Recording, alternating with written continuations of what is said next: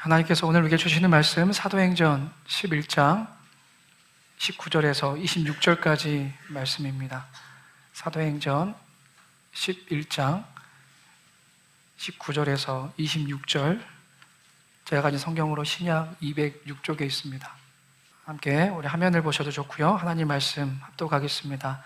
그때 스데반의 일로 일어난 환난으로 말미암아 흩어진 자들이 베네게와 그브로와 안디옥까지 이르러 유대인에게만 말씀을 전하는데, 그 중에 그브로와 고레네 몇 사람이 안디옥에 이르러 헬라인에게도 말하여 주 예수를 전파하니, 주의 손이 그들과 함께 하심에 수많은 사람들이 믿고 주께 돌아오더라. 예루살렘 교회가 이 사람들의 소문을 듣고 바나바를 안디옥까지 보내니, 그가 이르러 하나님의 은혜를 보고 기뻐하여 모든 사람에게 굳건한 마음으로 주와 함께 머물러 있으라 권하니, 바나바는 착한 사람이요 성령과 믿음이 충만한 사람이라. 이에 큰 무리가 주께 더하여지더라. 바나바가 사울을 찾으러 다소에 가서 만남에 안디옥에 데리고 와서 둘이 교회에 1년간 모여 있어 큰 무리를 가르쳤고, 제자들이 안디옥에서 비로소 그리스도인이라 일컬음을 받게 되었더라. 아멘. 네, 할렐루야. 오늘도 귀한 예배 자리에 나오신 여러분들 주님의 이름으로 환영하고 축복합니다. 우리 같이 성령 강림절 7번째 주일이니까요, 같이 이렇게 인사 나누겠습니다. 때가 되면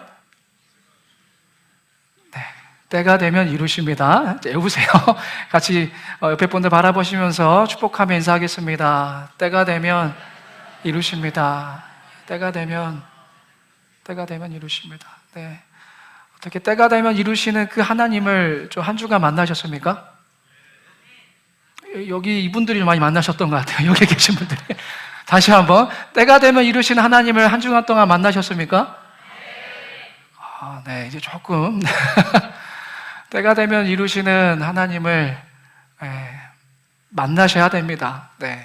물론 그 때라는 것이 내가 생각하는 때하고 다를 때가 있어서 실망할 때가 있지만, 우리 험한 십자가를 지신 그 예수님의 그 구원의 때를 기다리시기만 하면 돼요. 반드시 여러분 그때에, 내가 생각하지도 못하는 그때에 여러분들 삶의 자리에서 구원하실 것이며 구원의 능력을 반드시 나타내 보이실 줄로 믿습니다. 그 믿음으로 우리가 남은 여름도 승리하셨으면 좋겠어요. 그동안 우리는 이 성령께서 어떻게 주님의 몸된 교회, 하나님의 교회를 탄생시키고 위기 속에서도 어떻게 교회를 성장시키는지를 함께 우리가 한 8주 가까이 살펴보았어요. 오순절 다락방에서 시작된 작은 불꽃은 예루살렘을 밝혔고, 이 핍박의 바람을 타고 유대와 사마리아까지 그 복음의 불꽃은 퍼져나갔습니다. 이 모든 과정에는 무엇이 있었습니까? 전적인 성령님의 역사, 그 도우심이 있었죠. 박해에 직면했을 때에도, 내부의 시험에 흔들릴 때에도 성령님께서는 언제나 그 보이지 않는 뜨거운 손길로 교회를 붙드시고 더 큰 부흥으로 인도하셨습니다. 스데반의 순교라는 이 비극적인 사건조차 흩어진 성도들을 통하여서 복음이 온 유대와 사마리아까지, 그 사마리아로 퍼져나가게 하시려는 하나님의 위대한 계획의 일부였다라는 것도 우리가 확인할 수 있었어요. 이제 복음은 예루살렘과 유대 그리고 사마리아의 경계를 넘어섰습니다. 이제 남은 것은 무엇입니까? 땅끝까지 이르러 내 증인이 되리라. 이 주님의 지상 명령이었습니다.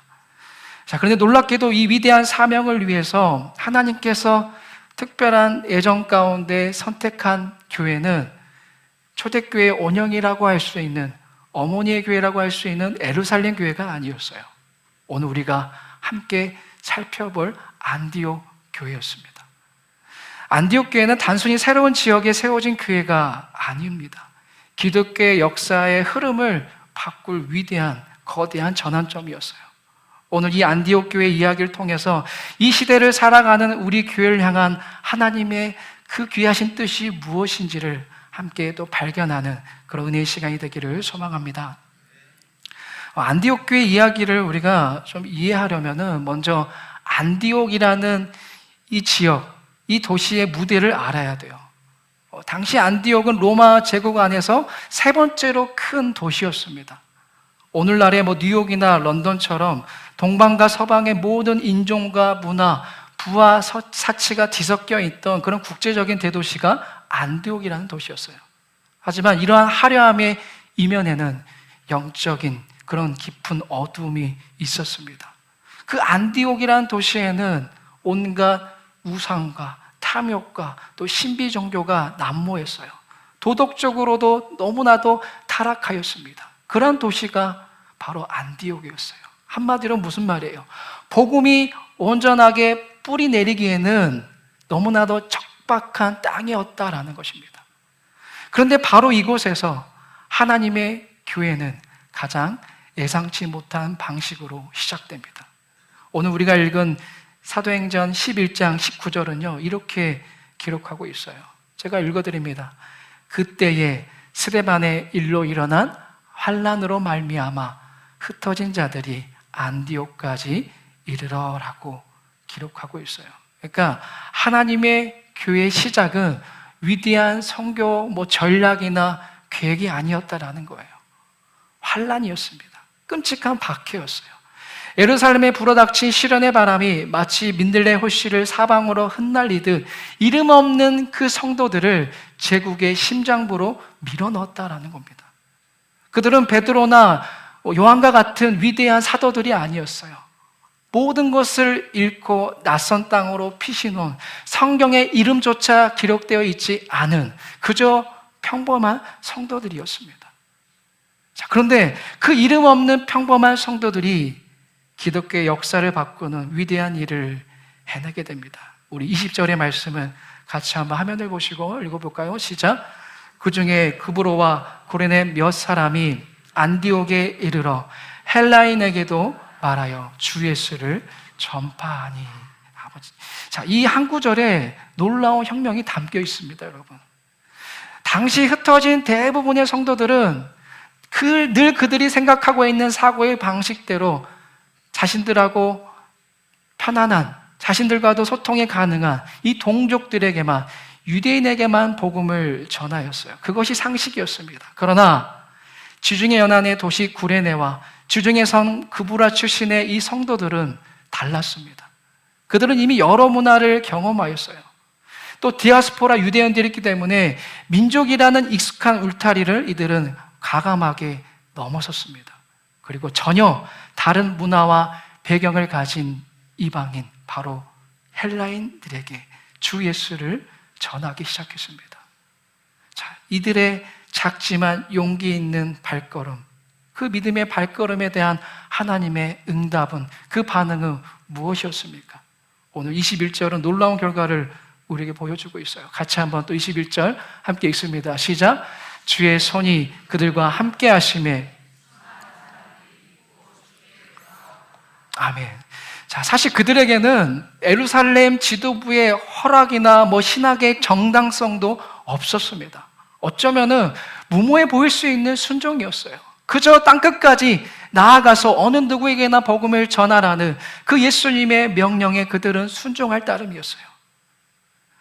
무모한 그 순종 앞에 하나님은 놀라운 부흥의 열매를 맺게 하심으로써 친히 증명이 보이셨습니다. 세계 모든 이들에게 구원은 사람의 일이 아니다. 구원은 사람이 하는 것이 아니라 영혼을 구원하는 것은 나의 일이고 그것은 나의 영역이다라는 것을 친히 이름 없는 이 평범한 성도들을 통하여서 하나님은 보여주신 것입니다. 증명해 보이셨어요. 사랑하는 여러분, 이것이 바로 세상을 바꾼, 기독교 역사의 흐름을 바꾼 안디옥 교회의 첫 번째 정신입니다. 하나님의 위대한 역사는 종종 가장 화려한 중심부가 아니라 이 고난받는 가장자리에서 시작돼요. 유명한 지도자가 아니라 이름 없는 성도들의 그 귀한 순종을 통하여서 하나님은 그 구원의 역사를 이루어 가신다라는 거예요. 여러분, 우리 교회도 마찬가지입니다. 우리 교회의 미래가 어떤 프로그램이나 어떤 형식적인 행사에 달려있는 것이 아니에요. 저는 이렇게 믿습니다. 오늘 이 자리에 앉아 계시는 우리 성도님 한 분 한 분이 삶의 자리에서 만나는 나의 이웃들에게, 나의 헬라인에게 복음을 전하는 그 작은 용기 위에 세워질 줄로 믿습니다. 여러분들이 바로 그러한 위대한 사명을 이룰 수가 있다라는 거예요. 하나님의 그 순종 앞에 여러분들이 나아갔을 때에 그렇다라는 것입니다. 자, 안디옥에서 수많은 이방인이 죽게 돌아온다라는 이 기쁨의 소식은 예루살렘 교회에 큰 충격과 함께 전달되었습니다. 예루살렘 교회는 이 놀라운 사건을 확인하기 위하여서 지도자 중에 최고인 바나바를 파송하게 되죠. 자, 바나바는 위로의 아들이라는 별명처럼 너무나도 특별하고 뛰어난 리더였습니다. 자, 그는 안디옥에서 일어나는 부흥을 보고 어떠했어요? 오늘 말씀에도 보면은 그가 안디옥 교회를 시기하거나 그들을 비난하거나 이런 내용들이 담겨 있지 않습니다. 오히려 뭐라고 이야기합니까? 하나님의 은혜를 보고 기뻐하며 그들을 격려하였다라고 이야기하고 있어요. 자신의 일처럼 여겼다라는 거죠. 자, 그런데 바나바의 그 위대함은 여기서 그치지 않아요. 놀라운 은혜 가운데 안디옥 교회가 폭발적으로 부흥하게 되자 너무나도 폭발적인 부흥으로 말미암아 자신이 어떻게 할 수 없는, 자신의 힘 가지고는, 자신의 혼자만으로는 이것을 감당할 수 없게 되자 그는 자신의 권리나 공로를 내세우지 않았어요. 자신의 리더 자리에 연연하지 않았어요. 어떻게든 그 자리를 지키려고 하지 않았어요. 어떻게 합니까? 모두에게 잊혀져 있던 한 사람을 떠올렸어요. 바로 과거에 교회를 핍박했지만 이제는 주님의 제자가 된 사울이었습니다. 나중에 이름이 바울로 바뀌게 되죠. 당시 사울은 회심한 뒤였지만 여전히 많은 이들의 의심을 사고 있었어요. 결국 그는 고향인 다소로 내려가서 약 10년 가까운 세월을 운둔하듯 지내야 했습니다. 바나바는 기꺼이 그 먼 길을 찾아갑니다. 바울을 만나러 가는 거예요. 그리고 그와 함께 안디옥에 데리고 와서 이 동역자로 귀한 뜻을 해나가기 시작합니다. 마치 재능 있는 화가가 먼지 쌓인 창고에서 위대한 명작을 발견하고 그 가치를 알아보는 것처럼 바나바는 사울의 잠재력을, 그 감춰져 있던 이 사울의 잠재력을 알아본 거예요. 그가 가지고 있는 탁월한 은사를 알아봤던 것입니다. 그와 함께 하나님의 나라를 세워갈 것을 그는 기대했던 거예요. 여러분, 이것이 바로 바나바가 보여준 위대한 리더십입니다. 자기 교회를 사유화하지 아니하고 주님의 몸된 교회를 어떻게든 하나님의 뜻 가운데 올바르게 세워나가기 위하여서 자신의 권위를 내려놓고 동역자를 찾는 그 위대한 리더십이 바나바에게 있었다라는 겁니다. 자, 이 두 위대한 지도자의 가르침 아래 안디옥 교회는 어때요? 놀라운 변화를 경험하게 됩니다. 그리고 마침내 역사적인 기록이 등장하게 돼요. 우리 26절의 하반절만 같이 화면을 보시고 읽어볼까요? 시작. 제자들이 안디옥에서 비로소 일컬음을 받게 되었더라. 아멘. 자, 우리가 잘 알고 있죠. 그리스도인이라는 이름은 이 그리스도인 신자들이 스스로 지어낸 이름이 아니에요. 그것은 안디옥의 세상의 사람들이, 믿지 않는 자들이 그들을 보고 붙여준 별명이었습니다. 아마 처음에는 저들은 입만 열면은 그리스도라고 하더니 완전히 이들은 예수의 미친놈들이다라는 그런 약간 조롱 섞인 말로 그들을 그렇게 그리스도인이라고 불렀을 겁니다. 자, 왜 세상은 그들에게 하필 그리스도인이라는 그 이름을 붙여줬을까요? 왜 그랬을까요? 그들의 삶이 너무나도 강력하게 예수 그리스도를 증거하고 있었기 때문이에요. 그들의 말이나 행동이나 가치관이나 삶의 목적이나 정말 그 모든 것이 오직 예수 그리스도를 중심으로 돌아가고 있었기 때문이에요. 예수님의 마음으로 살아가고 예수님의 생각을 가지고 행동하고 말하고 저절로 그 마음 가운데, 그 모습 가운데 예수 그리스도의 모습이 보였기 때문에 그들을 그리스도인이라고 불렀다는 거예요. 또 도저히 하나 될 수 없는 다양한 민족들이, 다양한 배경을 가진 사람들이 그리스도 안에서, 주님의 그 보혈의 공로 안에서 하나됨을 이루는 그 놀라운 공동체의 모습을 보면서 그들이 따르는 그리스도로 이들을 정의할 수밖에 없었다라는 것입니다. 사랑하는 여러분, 이것이 바로 안디옥 교회의 두 번째 정신입니다. 세상이 오늘 여러분에게, 저와 여러분에게 붙여준 이름은 무엇입니까? 우리 교회를 무엇으로 기억하고 있습니까? 우리가 얼마나 그리스도를 높이고 얼마나 그리스도를 닮은 삶을 살아가야 세상이 우리를 보면서 저들이야말로 진짜 그리스도이다 라면서 인정하게 될까요? 여러분, 정말 내가 만나는 그 누군가에게 당신 혹시 교회 다니시는 분이십니까? 당신 정말 혹시 예수 믿는 사람입니까? 라는 그런 말을 들어본 적이 있나요? 몇 분 계시네요. 네.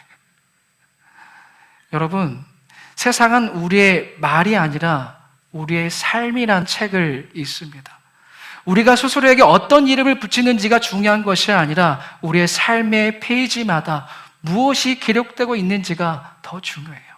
결국 우리의 정체성은 우리가 무엇을 증거하며 살아가는가에 달려있다는 것입니다. 이건 분명합니다.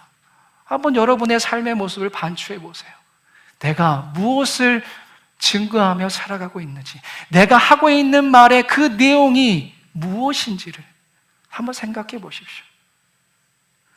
우리의 모든 순간이 모여 나는 그리스도의 사람입니다 라는 하나의 분명한 문장을 써내려갈 수 있기를 주님의 이름으로 축복합니다. 안디옥 교회 성숙은요, 단지 이름이나 내적인 성장에만 머무르지 않았어요. 이 내적인 성장은 반드시 표출되게 되어 있습니다. 행동하게 되어 있어요. 자, 그들의 신앙은 이제 구체적인 행동으로 증명됩니다. 어느 날 이 아가보라는 선지자가 온 세상에 큰 흉년이 들 거다라는 것을 예언했습니다. 자, 이 소식을 들은 안디옥 교회의 반응은 놀라웠어요. 자, 오늘 본문 말씀은 아니지만 사도행전 11장 29절의 말씀을 함께 우리가 화면을 보시고 봉독합니다. 시작. 제자들이 각각 그 힘대로 유대에 사는 형제들에게 부조를 보내기로 작정하고. 아멘. 야, 이것은 단순한 구제 헌금이 아니에요. 여기에는 엄청난 신학적, 역사적인 의미가 담겨 있다는 겁니다. 자, 첫째는요, 이것은 복음의 빚을 갚는 행위였다는 겁니다. 우리가 알다시피 안디옥 교회는 예루살렘 교회로부터 복음을 빚진 자였습니다. 그들로부터, 그 교회로부터 생명의 복음을 전해들었어요. 이제 자신들에게 복음을 전해준 교회가 경제적 어려움에 처했을 때에 그들은 영적인 빚을 물질적인 섬김으로 갚으려고 했습니다. 이게 첫 번째예요. 두 번째는 이것은 그리스도의 몸된 교회의 하나됨을 세상에 선포하는 행위였다라는 겁니다. 여러분, 주로 이방인들로 구성된 신생교회입니다. 안디옥 교회가 바로 그렇습니다. 자, 그런 신생교회가 유대인들로 구성된 예루살렘 교회를 돕는다는 것은 당시의 모든 민족적, 문화적 장벽을 허무는 사건이었다는 거예요. 그리스도 피 안에서 원수 같던 유대인과 이방인이 한 형제요, 한 몸이다. 그 사실을 온 세상에 보여줬다라는 것입니다. 이 안디옥 교회의 이 구제의 헌금이, 그 성김의 정신이 그렇게 온 세상 가운데 기독교의 정신을, 그리스도의 정신을 보여주게 되었다라는 거예요. 세 번째로 이것은 놀라운 영적 성숙의 증거였습니다. 여러분, 도움을 받던 교회였어요. 이제 세워진 지 얼마 되지 않는 신생교회입니다. 그런데 불과 몇 년 만에 다른 교회를 돕는 성숙한 교회로 성장하게 된 것입니다. 자, 저는 이 말씀을 묵상하면서 오늘 저와 여러분이 살고 있는 이 도시, 우리 군산의 모습이 떠올랐어요. 여러분, 우리 군산은 복음의 빚을 참 많이 진 도시입니다. 100여 년 전에 이 땅의 어둠 속에 있을 때에 수많은 선교사님들이 자신의 목숨과도 같은 청춘을 바쳐서 이 낯선 땅 군산에 와서 교회를 세우고 학교를 세우고 병원을 세웠어요. 우리는 그분들의 희생과 사랑 덕분에 오늘 이렇게 자유롭게 모여서 귀한 예배를 드리게 된 것입니다. 우리는 예루살렘 교회처럼 먼저 복음의 큰 은혜를 받은 사람들이에요. 그렇다면 이제는 우리가 안디옥 교회가 되어야 할 때가 아니겠습니까? 받은 사랑을 흘려보내야 할 때가 아니겠습니까? 한번 우리 주변을 돌아보십시오. 이 군산이라는 지역을 한번 들어보세요. 우리 군산 안에도 또 인근의 작은 노노촌 지역에도 재정적으로 또 일꾼이 없어서 힘겨워하는 작은 교회들이, 우리가 알지도 못하는 그런 작은 교회들이 많이 있어요. 그 교회들이 하나씩 무너지게 되면은 우리 군산 땅의 복음의 불빛이 약해지는 것입니다. 제가 구묘 기도회 때마다 늘 기도하는 제목이 있습니다. 군산의 복음화를 위하여서 우리 함께 모여서 기도하고 있지 않습니까? 군산이 복음화가 되려면 우리 교회만 복음의 불빛이 밝아서는 안 돼요. 큰 교회, 작은 교회 할 것 없이 하나님의 교회라면은 복음의 불빛을 각자가 비춰야 한다는 거예요. 약해져서는 안 된다는 거예요. 그들의 불빛이 약해지지 아니하도록 먼저 우리가 그들의 손을 잡아주고 그들과 함께 울고 함께 웃는 교회가 되어야 한다는 것입니다. 사랑하는 여러분, 이것이 바로 안디옥 교회의 세 번째 정신입니다. 건강한 교회는 반드시 이웃을 향해, 다른 교회를 향해 손을 펴는 관대한 교회다라는 것입니다. 우리 교회가 우리만의 부흥에 만족하는 교회가 아니라 우리 군산 땅의 어려운 교회들을 돕고 나아가서 우리에게 복음을 전해 주었던 그 선교사님들처럼 열방을 향해 나아가며 우리가 그렇게 그리스도의 사랑을 실천할 수 있는 안디옥 교회와 같은 그런 놀라운 교회가 되기를 주님의 이름으로 소망합니다. 자, 안디옥 교회 이야기는요, 우리가 본문 말씀은 아니지만 사도행전 13장에 가시면은 그 절정을 맞이하게 돼요. 자, 13장 1절을 한번 보십시오. 13장 1절을 보시면은 당시 이 안디옥 교회를 이끌어간 놀라운 영적 지도자들의 명단이 나오게 됩니다. 화면을 보시면 되는데요. 같이 한번 그 명단을 읽어보겠습니다. 시작. 안디옥 교회의 선지자들과 교사들이 있으니 곧 바나바와 니게일이라 하는 시므온과 고레네 사람 루기오와 분봉왕 헤롯의 젖동생 마네안과 및 사울이라. 아멘. 자, 이 명단을 주목해 보세요. 다양하지 않습니까? 인종과 피부색, 사회적 신분을 초월하고 있는 리더들이에요. 자, 이 다양한 지도자들의 연합이야말로 세상을 변화시키는 복음의 능력이었습니다. 이게 안디옥 교회의 놀라운 정신이에요. 자, 이 위대한 지도자들이 함께 모여 주를 섬겨 금식할 때에 이 교회의 운명을 바꾸는 성령의 음성이 들려옵니다. 우리 2절 하반절인데요. 화면을 보시고 함께 읽습니다. 시작.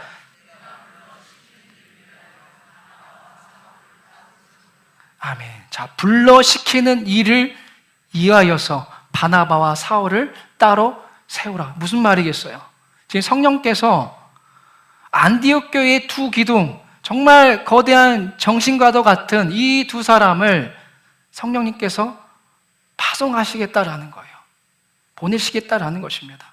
여러분, 이거는 그냥 쉬운 말이 아닙니다. 한번 생각해 보세요. 말씀드렸죠. 지금 안디옥 교회는 바나바 혼자 감당할 수 없을 정도로 교회가 지금 엄청나게 부흥해 있는 상황이에요.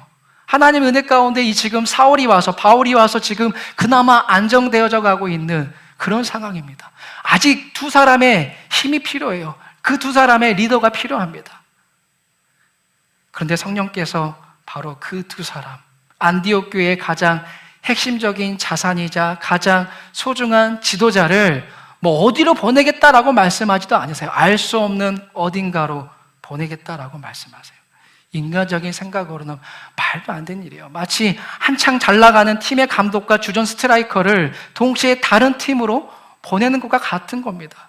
정말 교회의 미래가 불투명해지는 어리석은 결정처럼 보여요.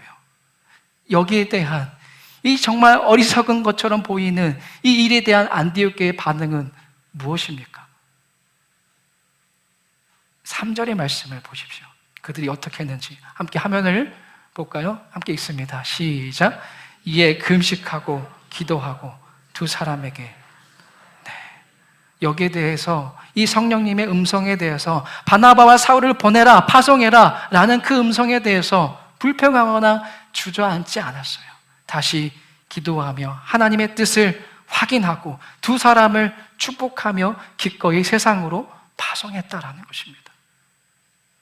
자, 오늘날에도 이 안디옥 교회의 이 정신, 이 네 번째 정신을 잇는 교회들이 있어요.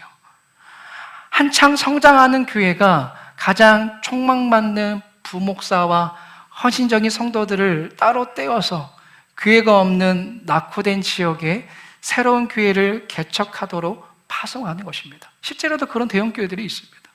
자, 이것은 어때요? 세상의 경영의 논리로 바라보면 어떻습니까? 최고의 인재로 경쟁사를 차려주는 것과 같아요. 어리석은 결정입니다. 당장의 손해를 감수하는 일이기 때문이에요. 하지만 하나님의 나라의 관점은 다르다는 거예요. 하나의 거대한 교회를 세우기보다 여러 개의 건강한 전초기지를 세우는 것이 주님의 뜻이기 때문입니다.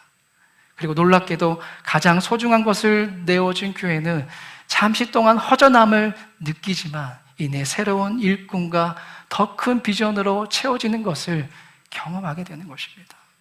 이것이 바로 안디옥 교회의 마지막 정신입니다. 가장 위대한 요소예요.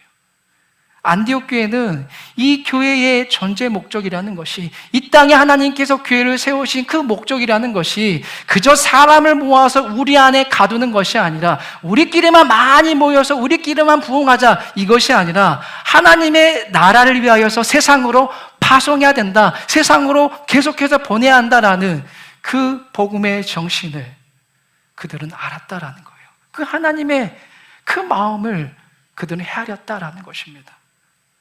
여러분, 교회 성공은 얼마나 많은 사람이 모였느냐 이걸로 평가받는 것이 아니에요. 이것이 가치 기준이 아닙니다.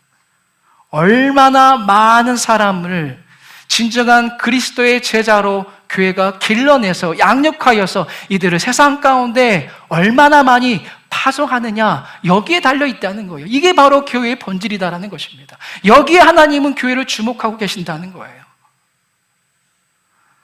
안디옥 교회는 자신들의 가장 소중한 것을 아낌없이 내어드릴 때에 하나님께서 더 큰 것으로 채워주시고 전혀 예상하지 못했던 방법과 방식으로 몸된 교회를 더 위대하게 만들어 가실 것을 그들은 믿었다라는 것입니다. 그렇기 때문에 그들은 보냈던 거예요. 그 위대한 지도자인 바나바와 사울을 기꺼이 순종하며 그들은 보냈다라는 것입니다. 사랑하는 여러분, 오늘 말씀을 통해 만난 안디옥 교회는 우리에게 네 가지 위대한 정신을 가르쳐 줍니다. 여러분 꼭 기억하세요. 우리 모두가 작은 교회이지 않습니까? 작은 교회들이 이 안디옥 교회의 네 가지 정신을 잘 마음에 새기셔야 돼요. 그들은 이름 없는 자들의 순종으로 경계를 허물었습니다. 그리스도를 닮은 온전한 삶으로 이 그리스도인이라는 정체성을 얻었습니다. 그들은 장벽을 넘어서는 섬김으로 사랑을 증명했습니다. 가장 소중한 것을 내어주는 파송으로 그렇게 세상을 향해 나아갔습니다. 저는 우리 믿음의 교회가 안디옥 교회와 같은 교회가 되기를 간절히 소망합니다. 저 혼자 소망해서는 안 돼요. 같이 그 위대한 네 가지 정신을 우리가 잘 계승하여서 그 정신을 구현해야 됩니다. 우리 안에 익숙한 경계를 넘어서 우리 이웃들, 우리 헬라인, 내가 생각하는 그 헬라인과도 같은 자들에게도 복음을 용기 있게 전해야 돼요. 그런 우리를 보면서 세상은 반드시 당신은 그리스도인입니다라는 분명한 인정을, 고백을 받게 될 겁니다. 우리의 나눔을 통해서 하나님의 사랑이 흘러넘쳐야 돼요. 그리고 우리의 자녀들과 우리들은 빛과 소금으로 세상의 파송을 받아야 한다는 겁니다. 아이고, 저 내일 모레 죽을 날만 기다리고 있는데 무슨 파송을 받습니까? 아니에요. 그렇지 않습니다. 땅끝은 제가 전에 말씀드렸잖아요. 물리적인 땅끝이 아니라고. 제가 여러분들 보고 어디 좀 북극으로 가라고 하겠습니까? 여러분들이 속한 그 삶의 자리 가운데 내가 한 번도 복음의 문을 두드리지 못하였던 공동체와 어떤 지인이 있다면, 그 이웃들이 있다면 그들이야말로 여러분들에게 속한 땅끝입니다. 그들에게 나아가도록 여러분들은 빛과 소금으로 파송받았다라는 거예요. 그런 교회가 되기를 저는 꿈꿉니다. 그리고 여러분 잘 아시겠지만 이러한 꿈과 소망은 우리 믿음의 교회 로고 안에 이미 선명하게 새겨졌어요. 여러분 우리 교회 로고가 어떤 의미인 줄 아십니까? 표정들을 보아하니 로고가 있는 거 오늘 처음 아셨나 봐요. 네. 화면을 좀 보여주시겠어요? 자, 어떤 게 구 로고였죠? 왼쪽 게 구 로고입니다. 그렇죠? 잊어버리신 분도 계실 텐데 왼쪽이 저희 교회 초기 로고이고 오른쪽은 그 의미를 현대적으로 계승한 새로운 로고예요. 모양이 조금 바뀌었지만 그 의미와 정신은 그대로입니다, 여러분. 아이고, 담임 목사가 마음대로 로고도 바뀌었네. 그러지 마십시오. 저도 2년 가까이 기도하면서 바꾼 겁니다. 오늘 주보도 바뀌었잖아요? 괜찮아요? 네. 감사합니다. 2년 동안 고민하면서, 기도하면서. 자, 이 로고가 어떤 모습이에요? 두 손으로 십자가를 맞대고 있습니다. 이것은 뭡니까? 성경에 담겨져 있는 그 위대한 말씀 두 가지잖아요. 하나님을 사랑하는 것, 이웃을 사랑하는 것. 이 두 가지, 이 주님의 큰 가르침을 실현하고자 하는 우리의 다짐이 이 두 손을 맞댄 십자가에 담겨 있다라는 것입니다. 여러분, 이 로고를 우리는 매주 주보를 보면서라도 기억하십시오. 아, 그렇지. 이게 바로 우리 교회의 정신이고, 이게 바로 안디옥 교회의 정신이지, 이게 바로 하나님 교회의 정신이지. 우리가 그렇게 하나님을 위하여서, 사람을 위하여서 그 십자가를 바라보면서 우리가 나아가야 되는 것이지, 그 정신을, 그 가르침을 우리가 실천해야 되는 것이지, 그렇지 라고 다 느끼시라고 제가 이쁘게 아주 눈에 확 띄게 만들었어요. 제발 로고의 정신을 그냥 로고로만, 무늬로만, 형식으로만 대하지 않기를 바랍니다. 여러분들의 다짐, 여러분들의 결단이 되기를 바랍니다. 말하기는 우리 교회 로고의 의미처럼 우리의 삶과 교회가 하나님과 사람을 향하여서 두 손을 활짝 펴는 살아있는 십자가가 되기를 원합니다. 그래서 마침내 안디옥 교회처럼 하나님의 역사를 써내려가는 교회가 되고 세상에 인정하는 그리스도의 삶을 살아내며 복음의 증인으로서 하나님의 뜻을 온전히 이루어드리는 저와 여러분이 되실 수 있기를 주님의 이름으로 간절히 축원합니다.